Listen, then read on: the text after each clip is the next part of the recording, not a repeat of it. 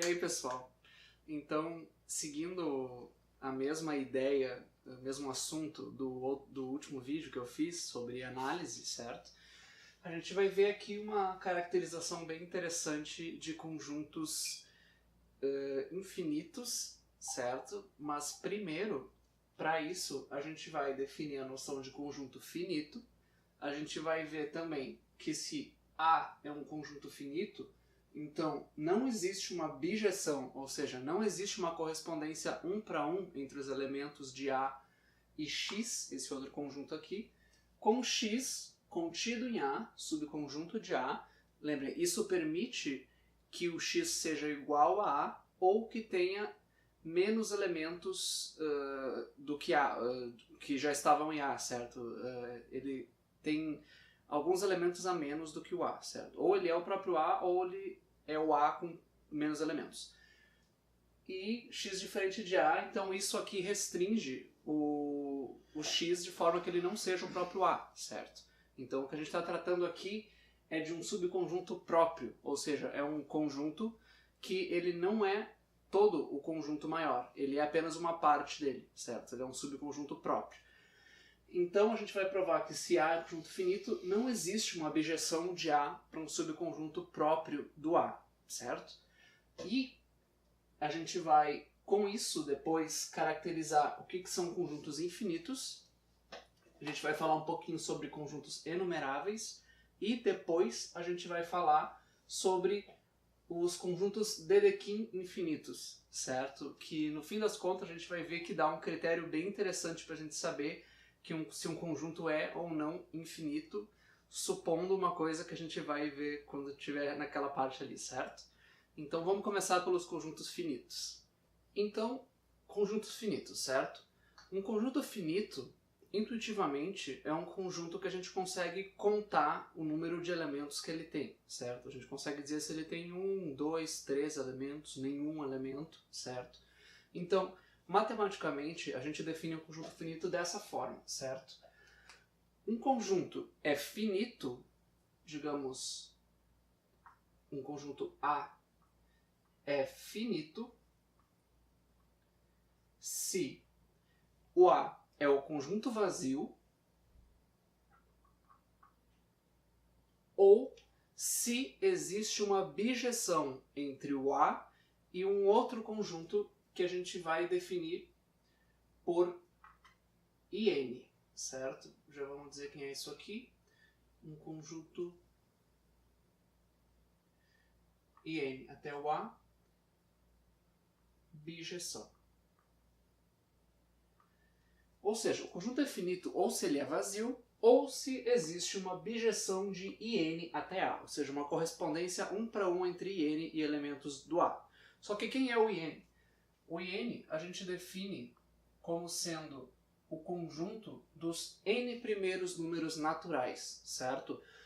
Definindo que os naturais começam pelo número 1, o IN significa simplesmente, então, os números M naturais, tais que M é menor ou igual a N.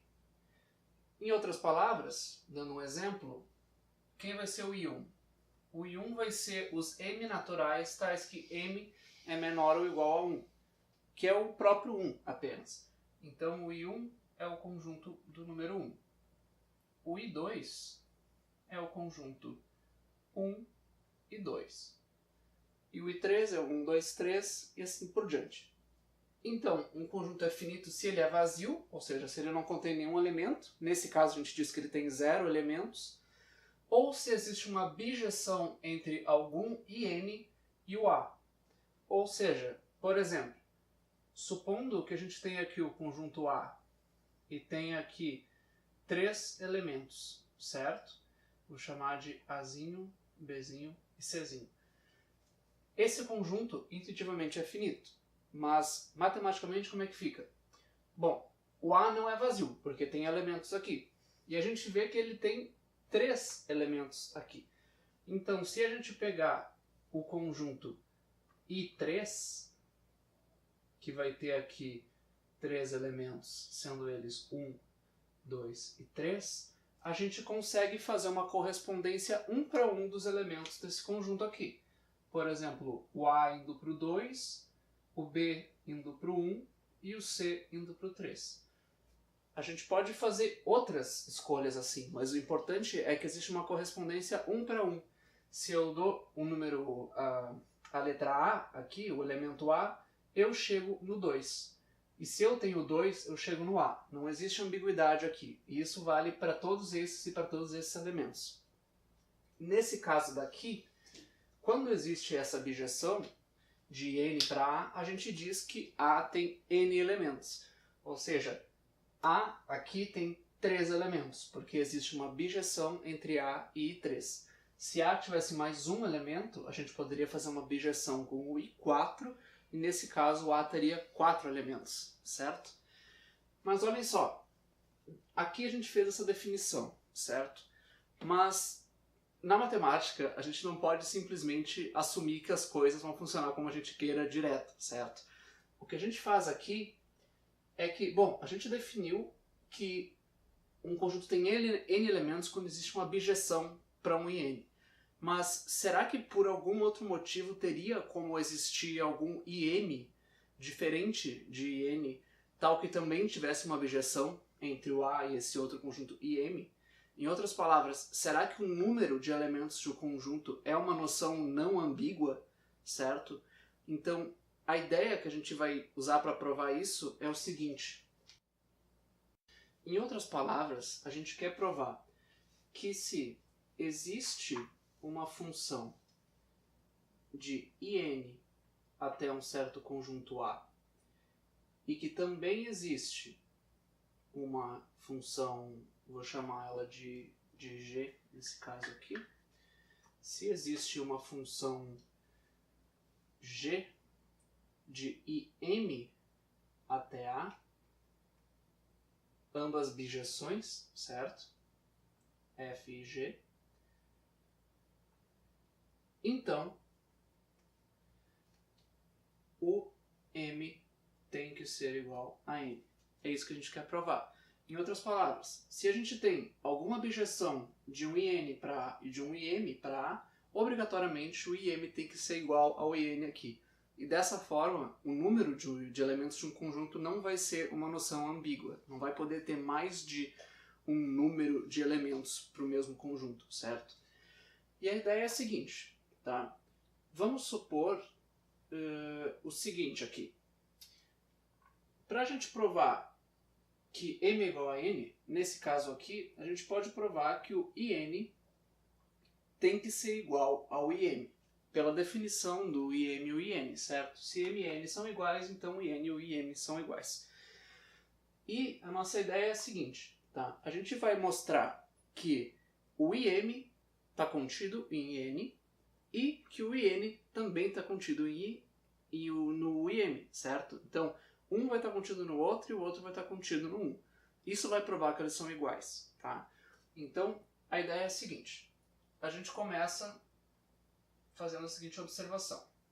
A gente pode supor que o M é menor ou igual a N, certo? Se não for isso, a gente só inverte os papéis do M e do N e não tem problema. Então, supondo que o M é menor ou igual a N, a gente vai ter que o IM é um subconjunto do IN. Porque se o N é maior ou igual a N, então vai ter mais elementos no IN do que o IN, certo? Então, a gente já tem a ida. Tá? Lembrando que esse símbolo aqui quer dizer não só que ele está contido propriamente, mas ele também pode ser igual a esse conjunto, certo? Às vezes a gente usa essa notação, mas a gente está adotando a outra, essa notação daqui. Então, agora, o que a gente quer provar é que IN também está contido em IN. E para isso, a gente vai fazer uso de um lema, que eu vou enunciar aqui. Então, o lema é o seguinte. Seja um conjunto A qualquer, subconjunto de um conjunto IN, certo? A gente quer provar que se existe uma função que vai de IN para A, que é uma bijeção, então isso obriga que o A seja o próprio IN, certo? Isso faz sentido porque, imagine assim, se o A está contido no I2, ou o A é vazio, ou o A é o conjunto 1, ou A é o conjunto 1 e 2, ou só o 2, certo? Mas, se existe uma bijeção do IN para o A, então quer dizer, o 1 e o 2, cada um deles tem que ir para algum elemento do A. Então o A forçosamente vai ter dois elementos. Como o A estava contido em I2, então o A tem que ser o próprio I2, certo? A ideia intuitiva é essa.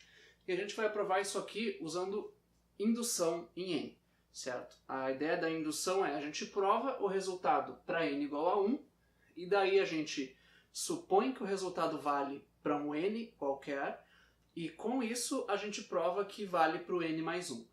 Então, com essas três coisinhas, a gente vai ter que vale para 1, porque a gente provou, e como para qualquer N vale N mais 1, então do 1 vale para o 2, daí do 2 vale para o 3, do 3 para o 4 até o infinito, certo? Então, vamos provar isso aqui por indução em N. Para N igual a 1, é trivial. Por quê? Porque o A vai estar contido em I1, certo? Então, o A ou é vazio, ou é o conjunto do número 1, certo? Então, ok, o A é um desses dois aqui.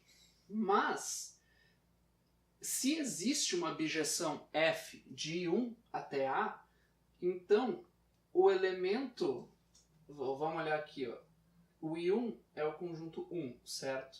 Se existe uma bijeção para o conjunto A, então tem que existir algum elemento no A, certo?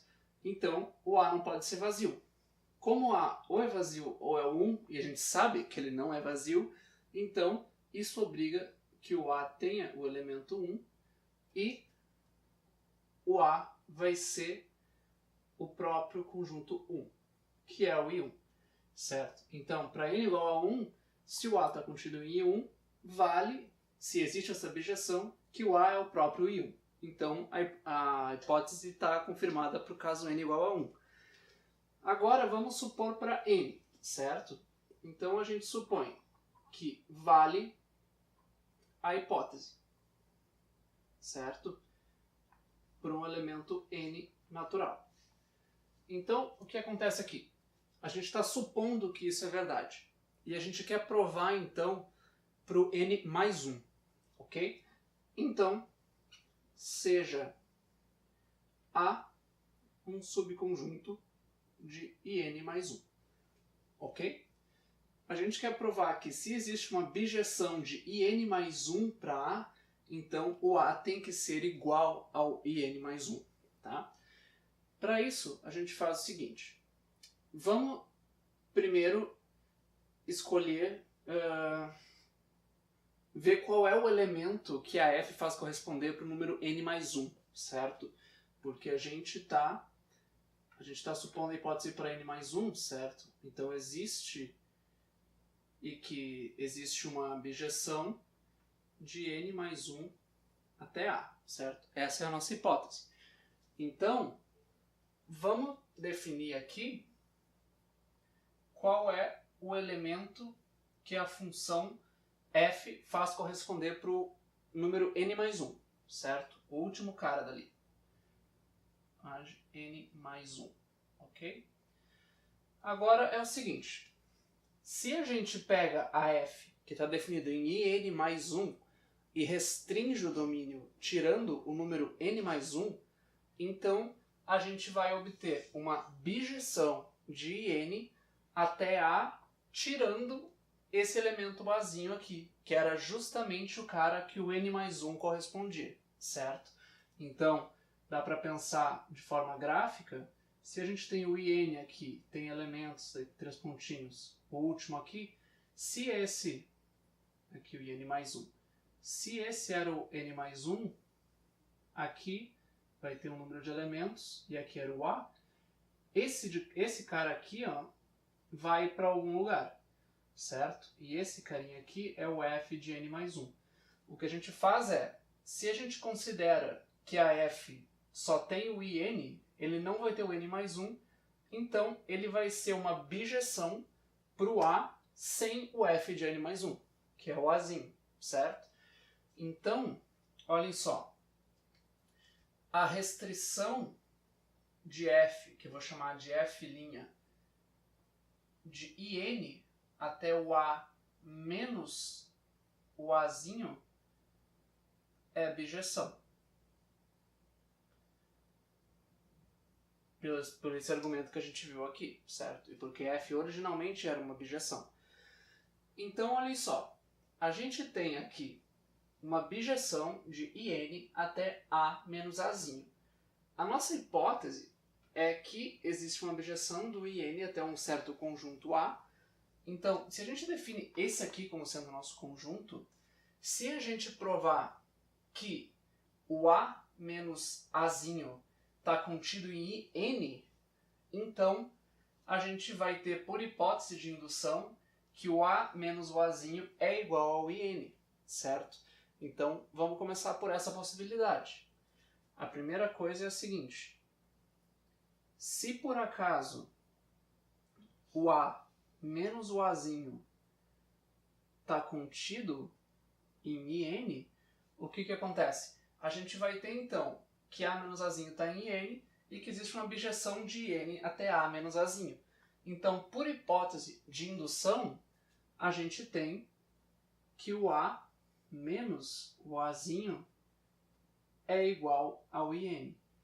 Só que olhem bem, o A ele está contido no IN mais 1, certo? Só que o que acontece aqui é o seguinte, o N mais 1 não está aqui dentro, porque se ele estivesse aqui dentro, ele não poderia ser igual ao IN, porque teria que ter o N mais 1 junto, certo? Então, aqui no A só tem elementos de 1 até N, e isso é uma bijeção que tem de elementos do A até o IN. Isso força que o Azinho seja o N mais 1, mas isso só no caso do A menos Azinho pertencer ao IN. Pode ser que não seja isso, tá? Então, nesse caso, se o A menos o Azinho não está contido em N, a única possibilidade é que o A menos o Azinho esteja contido em N mais 1. Isso quer dizer que o N mais 1 vai ter que estar aqui, porque se não tivesse, a gente recairia nesse caso. Então, se o N mais 1 está contido em A menos Azinho, o que a gente faz é o seguinte. O N mais 1 está aqui, certo? Então, a gente vai construir uma outra bijeção tal que seja a mesma coisa que aconteceu aqui, certo? O que eu quero dizer com isso? A gente vai ter que o N mais 1 está aqui, ok? E o A, lembrando, é o F de N mais 1. Tá? O que a gente vai fazer é que o A seja igual ao próprio N mais 1, certo? É isso que a gente quer fazer. O que vai acontecer aqui? Se isso aqui acontece, então a gente observa o seguinte, que se o A não é o N mais 1, que é o caso aqui, porque o N mais 1 está em A e não é o Azinho, certo? Então, existe algum número P natural tal que a F de P é igual ao N mais 1, certo? Porque o N mais 1 não pode ser o A aqui, então existe um outro número qualquer ali que vai levar a função para o N mais 1. O que a gente faz é construir uma outra função agora. A gente define uma função h, que vai de in mais 1 até o conjunto A, e a regra vai ser que o h de um certo número m vai ser igual à própria f de m quando o m for diferente desse p aqui e for diferente de n mais 1. Ou seja, o h vai ser exatamente igual a f quando o argumento não for o pzinho, que é o cara que vai para o n mais 1, e quando não for o n mais 1, que é o cara que vai para o a, certo? E a gente vai agora, se a gente fez isso aqui, sobraram os lugares do p e do n mais 1. o que a gente vai fazer é definir o H de P como sendo o A, que era o antigo valor da f em n mais 1, e definir o H de n mais 1 como sendo o próprio n mais 1. Então, essa argumentação toda foi para construir uma bijeção onde a gente trocou o A pelo n mais 1 ali, de forma que o n mais 1 seja a imagem do próprio n mais 1 pela função h, certo? E isso aqui é uma bijeção. A gente só trocou os lugares aqui de duas variáveis. A gente mandou um cara para outro e fez a mesma coisa do outro jeito. Então, por isso aqui, se a gente restringe, vou chamar de h', se a gente restringe isso do in, ou seja, a gente tira o n mais 1, esse elemento aqui cai fora. Então a gente vai ter uma bijeção de in até a menos o conjunto n mais 1. E a gente conclui por hipótese que o a menos o n mais 1 tem que ser igual ao in, certo? E bom, a tirando n mais 1 é igual ao in, então o próprio a é igual ao in mais 1. Então a gente provou que se vale a hipótese para n, vale para n mais 1. E isso prova o nosso lema, certo? Então a gente sabe que se A é subconjunto de n e existe uma bijeção de n até A, então o A é o próprio in, certo? E agora a gente vai provar aquele nosso segundo item da lista que eu dei no início da aula, certo? Sobre se um conjunto é finito, não existe uma bijeção entre ele e uma parte própria dele. Então a ideia aqui é provar que se x é um subconjunto próprio do A e o A é um conjunto finito, então não tem como existir uma bijeção H de A até x tal que, quer dizer, faça corresponder todos os elementos do A aos elementos do x. Isso é intuitivo pelo seguinte: se a gente tem um conjunto A aqui, digamos, que tenha 4 elementos, não tem como eu destacar, por exemplo, um conjunto X aqui, tal que esse conjunto X e o A existe uma bijeção entre eles. Não tem como eu ligar esse elemento para cá, por exemplo, esse aqui, porque vai sobrar elemento aqui, certo? Então não tem como existir uma bijeção entre A e uma parte própria dele se o A é finito, certo? Intuitivamente faz sentido, mas matematicamente como é que a gente vê isso? Tá? Como A é finito, então por definição existe uma função f de um certo in até o A, que é bijeção. Ok? Ok até aí. Agora a gente faz o seguinte, certo?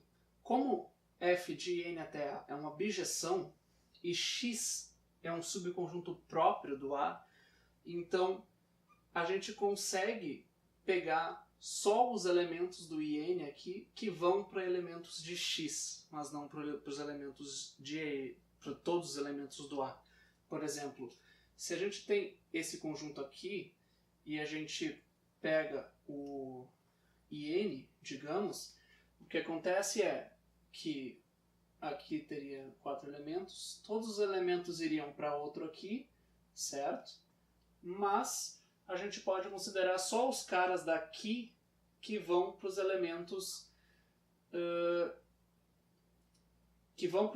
do in a partir dos caras do x e não de todo o A, certo?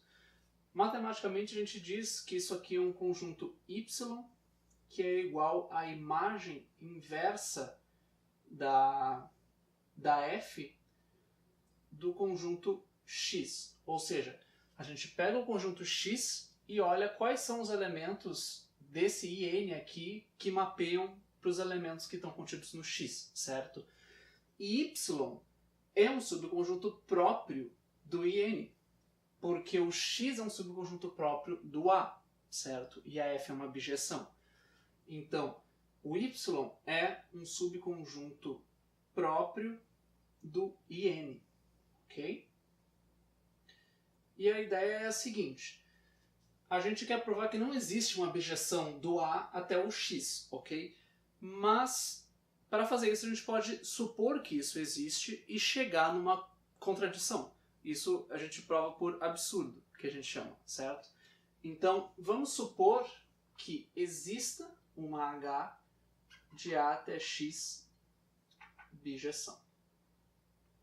O que acontece aqui é o seguinte, tá? Aqui a gente vai ter essa função e aqui a gente definiu antes que o y é um subconjunto próprio do IN, ok? Então, o que acontece é que se a gente restringe a f para esses elementos aqui da imagem inversa do x, digamos, vamos chamar de f',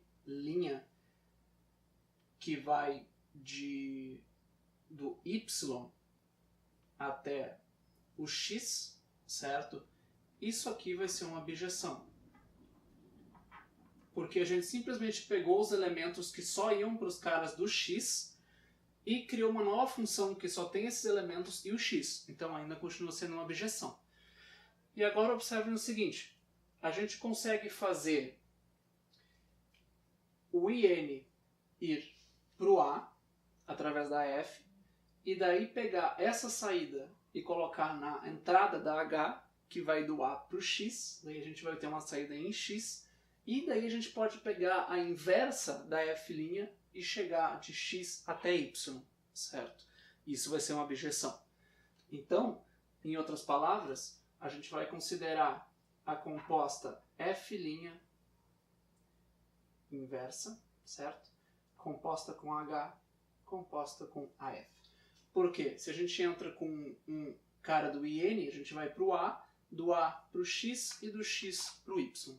Então, isso daqui vai ir do IN até o Y, certo? E isso vai ser uma bijeção. Só que olhem bem, o Y é uma parte própria do IN. Ou seja, o Y está contido propriamente no IN. Então, pelo nosso lema anterior, como existe uma bijeção de IN até Y e Y está contido em IN, isso prova que o Y tem que ser igual a IN. O que é um absurdo, porque o Y é um subconjunto próprio do IN. Não tem como ele ser todo o IN. Então, isso é um absurdo e a gente prova que não existe tal bijeção, porque se existisse a gente chegaria numa contradição, certo? Agora vamos ver como é que funciona isso considerando conjuntos infinitos. Então a ideia de conjuntos infinitos é a seguinte. A gente antes definiu o que era um conjunto finito, certo? A definição óbvia, digamos assim, de conjunto infinito, e a que é usada, é que um conjunto é infinito se ele não é finito, certo? Então, se um conjunto finito era ou conjunto vazio ou um conjunto tal que existia uma bijeção de um IN até ele mesmo, um conjunto infinito vai ser um conjunto onde acontece o seguinte, se x é infinito, então o x não é vazio e não existe uma bijeção f que vai de n até x para todo n natural. Então o que acontece é o seguinte, um conjunto infinito é não vazio e não tem como criar uma bijeção f de n até x qualquer que seja n. Então o x não tem 1, 2, 3, até arbitrariamente grandes, não existe bijeção de n para o próprio x, certo? Então isso é um conjunto infinito, ok? Então, por exemplo, o conjunto dos naturais, que é 1, 2, 3, etc., é um conjunto infinito porque, por exemplo, qualquer bijeção que eu dou de um IN até os naturais, sempre vai ter algum natural maior do que aqueles ali que não vai ser coberto por essa bijeção. Então não tem como existir uma bijeção desse tipo aqui. Então o N é infinito, certo? Tem outro critério para provar que um conjunto é infinito, Lembrem que antes a gente provou que se um conjunto é infinito, não existe uma abjeção dele para um subconjunto próprio, certo? Então, se existe uma abjeção dele mesmo para um subconjunto próprio, então ele tem que ser infinito, por contraposição, porque ele não vai ser finito, certo? Então, um exemplo disso é, por exemplo, o conjunto dos números pares, que é 2, 4, 6, 8, etc. A gente consegue construir uma abjeção de n até o conjunto dos números pares. Qual abjeção? Digamos, uma f de n até p, não r, p, dada por f de n igual a 2n. Olha só o que acontece. Para o número 1, ele manda para o 2. Para o 2 vai para o 4. Para o 3 vai para o 6. E a gente consegue também, dado qualquer número par, recuperar o n daqui. Então, isso é uma abjeção de n por um subconjunto próprio do n. Porque 2, 4, 6 e 8 estão contidos em n, mas não são todo n, porque os números ímpares também não estão ali. A gente consegue fazer uma abjeção para os números ímpares também, definindo f de n como sendo 2n menos 1, certo? E talvez mais estranho ainda seja que a gente consegue fazer uma abjeção do n para o conjunto z dos inteiros, ou seja, de todos os negativos mais o zero e incluindo todos os naturais.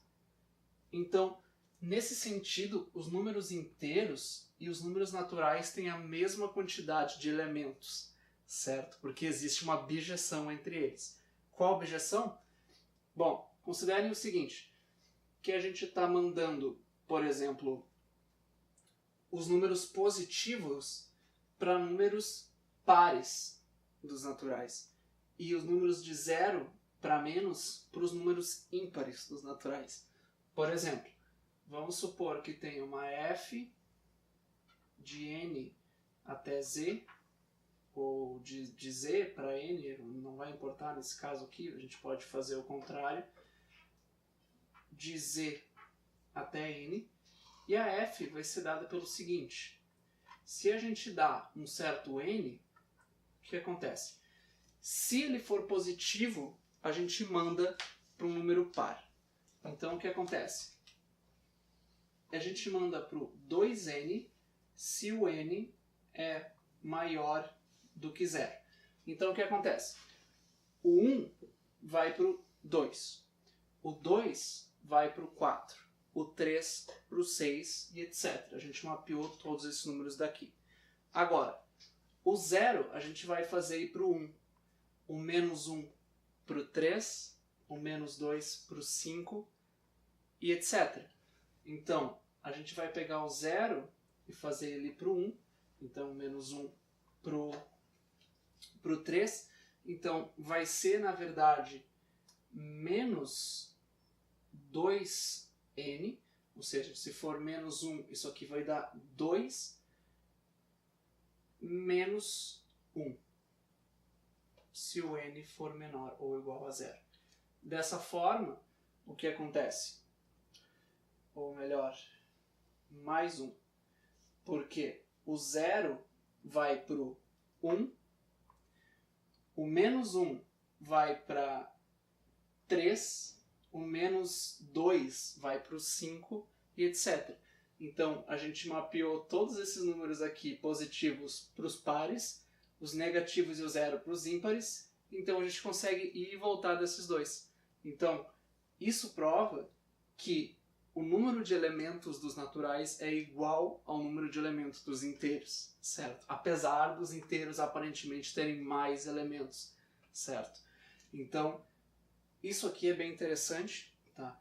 E provando isso aqui, então, o que a gente vê é que se existe, né, uma f de um conjunto x infinito para um subconjunto A próprio dele, então o x é infinito. isso que a gente chegou aqui.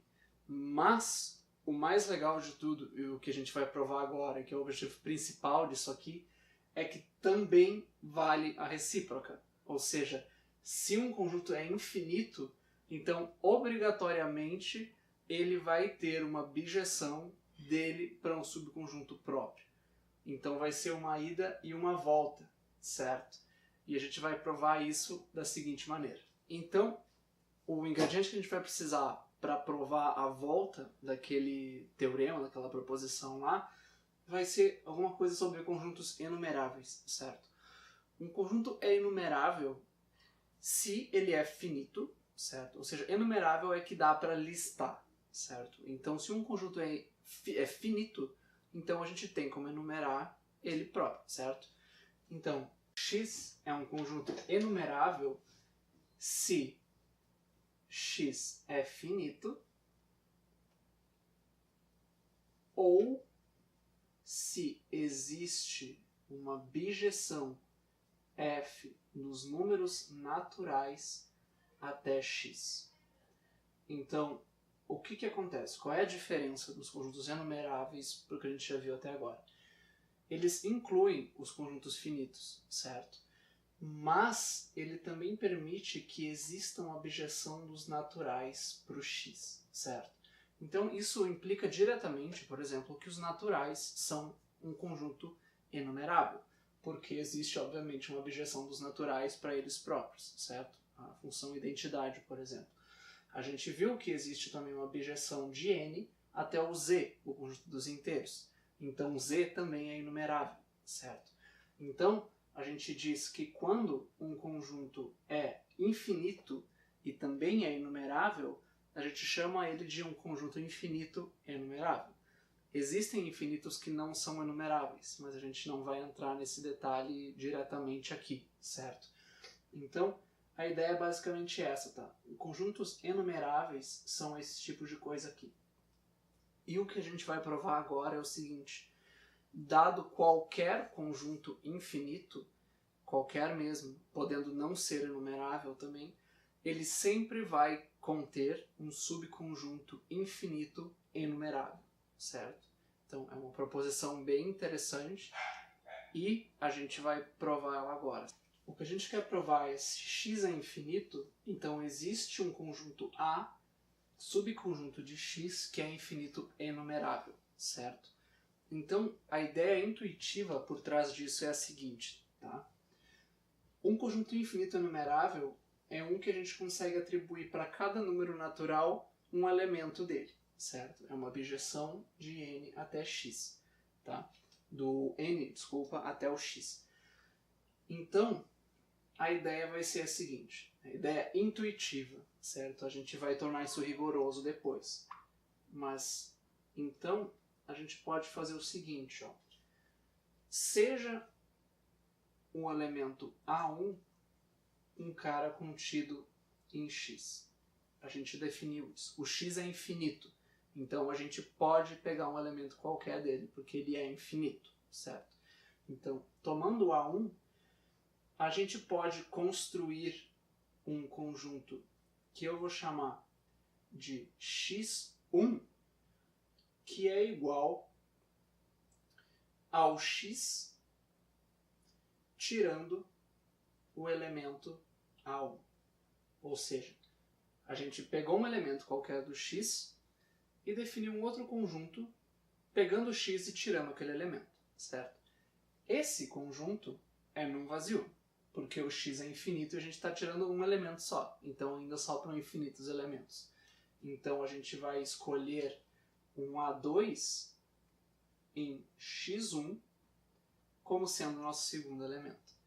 E daí a gente define um x2 fazendo x menos o x1.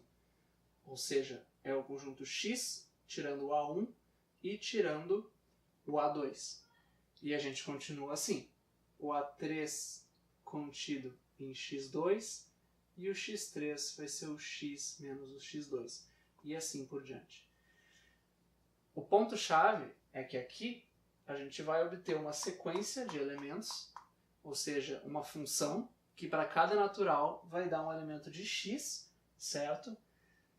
E como cada elemento desse aqui é diferente, porque a gente está construindo assim, então a gente criou, na verdade, um subconjunto infinito que é enumerável, porque a gente criou uma sequência enumerável de elementos de x, certo? Então, esse aqui, o nosso conjunto A, seria o conjunto do A1, A2, até o infinito. E isso aqui é um conjunto infinito enumerável. Mas tem uma questão muito importante aqui, que é esse nosso fato de simplesmente escolher elementos, certo? Essa primeira parte vale porque o x é não vazio. Então a gente pode escolher um elemento aleatoriamente. A questão é, o A2, a gente está tirando aquele elemento e está escolhendo do x1 também. O A3 está fazendo a mesma coisa. A gente está fazendo isso um número arbitrário de vezes. Só que o ponto fundamental disso é que, apesar disso parecer intuitivo, isso não é demonstrável a partir dos axiomas fundamentais da teoria de conjuntos, certo? Os axiomas de Zermelo-Fraenkel, que são os axiomas que governam a teoria dos conjuntos. Para isso aqui a gente precisa do famigerado axioma da escolha, certo? Que vai nos permitir fazer essa escolha aqui. O que diz o axioma da escolha? Que eu vou denotar ele por AC, diz o seguinte, tá? Considerando uma sequência qualquer de conjuntos, ou seja, uma sequência é um caso particular, na verdade, considerando um conjunto, digamos assim, arbitrário de outros conjuntos, que a gente vai denotar por, digamos, xi, onde o i pertence a algum conjunto L, ou seja, isso aqui define assim, ó, se L for os números reais, por exemplo, vai existir um x1, que é um certo conjunto, vai ter um x raiz de 3, que vai ser um outro conjunto, x menos π, x, e, etc. Isso aqui, para cada i, faz corresponder um outro conjunto, certo? Então, o axioma da escolha diz que para qualquer conjunto de conjuntos, ou mais formalmente, uma família de conjuntos, indexada por um conjunto arbitrário, certo? Onde cada xi é não vazio, ou seja, todos os conjuntos daqui têm algum elemento. Então, se a gente tem um conjunto desses aqui, uma família desses aqui, existe uma função de escolha, ou seja, existe uma função que para cada conjunto dessa família eu consigo obter um elemento desse conjunto, certo? Isso parece intuitivo, mas isso não é demonstrável pela teoria axiomática dos conjuntos sem definir explicitamente como um axioma, certo? Então, isso aqui, se a gente tem isso, então existe, digamos, G do conjunto L até todos os elementos daquela família ali, ou seja, a gente une todos os conjuntos, tal que o G de um certo número J, onde J está em L, né, está contido no XJ. Então, para cada conjunto dessa família, a gente consegue obter um elemento que pertence a ele, certo? A gente tem toda a coleção e a gente instantaneamente pega um elemento de cada um. Esse é o axioma da escolha. Então, para formalizar isso aqui que a gente fez, a gente define, por exemplo, o x1 como sendo o A1. Isso está bem definido porque o x é não vazio, então isso segue do fato de x não ser vazio, certo? E daí a gente define o x2 como sendo o x menos o x1, o x3 como sendo o x menos o x2 e assim por diante. O que acontece aqui é que a gente obteve uma família de conjuntos x, xi, onde esse i é indexado por 1, 2, 3, 4 e etc. Então, essa família aqui todos os conjuntos são não vazios, porque o x é infinito, então se tu subtrai um número finito de termos, continua infinito. E, então, pelo axioma da escolha, a gente consegue obter uma função, certo?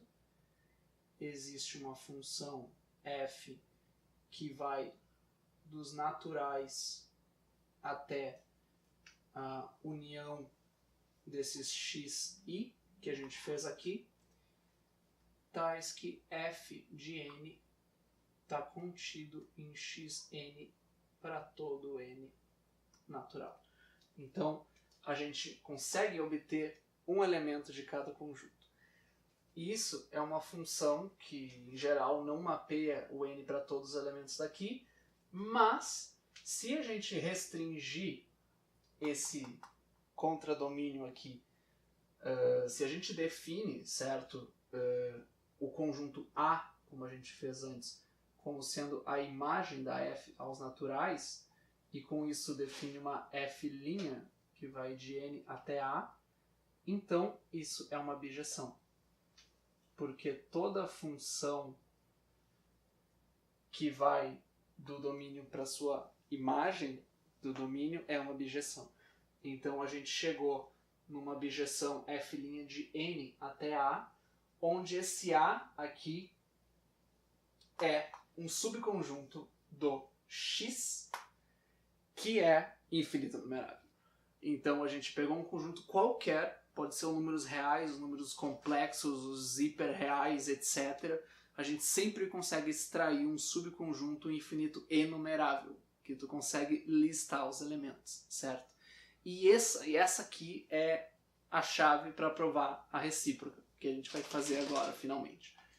Então, finalmente, a gente vai entrar no tópico de quando um conjunto é Dedekind infinito, certo? Dedekind era um matemático, foi muito importante para essa área, e a ideia é que a gente vai provar aquela volta, ou seja, a gente tinha que se o x tem uma bijeção, existe uma função que vai do x para um subconjunto próprio dele, e uma bijeção, então ele é infinito, e agora a gente quer provar que se o x é infinito, então existe uma função f até um subconjunto A, onde o A está contido, isso, uma bijeção, né?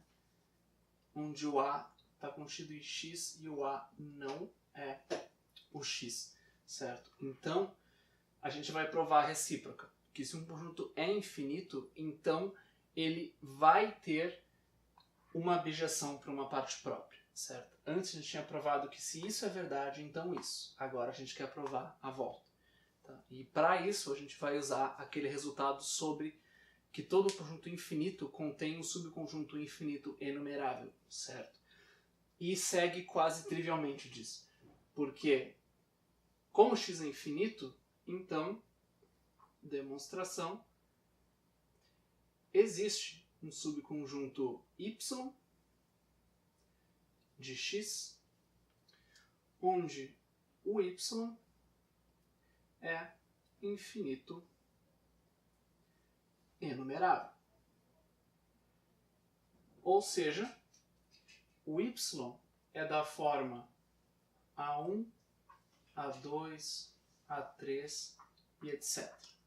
Certo? Tem uma lista de elementos que a gente consegue fazer, onde cada um, A2, A3 são elementos de x, certo? Então, a gente vai definir uma bijeção f de x até um subconjunto próprio de x. Que conjunto vai ser esse? O x menos o A1, que é o primeiro elemento do y. E como diabos a gente vai fazer essa bijeção? A gente define o seguinte. A f de x vai ser igual. Se o x é algum dos ANs daqui, ou seja, se ele é qualquer um dos ANs, então a gente vai fazer ele ir para o AN mais 1. Ou seja, se o x é igual a um AN, para algum n. Então, se o x for, por exemplo, o A1, ele vai para o A2. Se for o A5, vai para o A6, certo?